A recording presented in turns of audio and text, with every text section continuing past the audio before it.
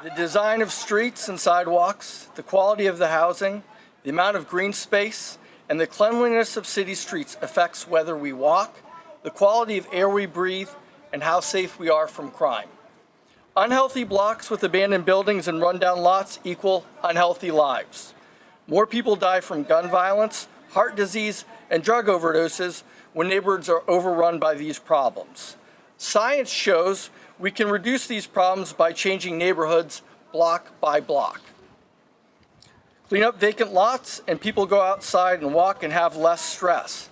Depression goes down for individuals living in blocks after vacant lots have been cleaned up.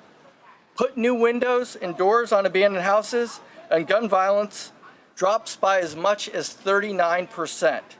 Place-based interventions like these are simple, affordable, and scalable to entire cities. Thank you.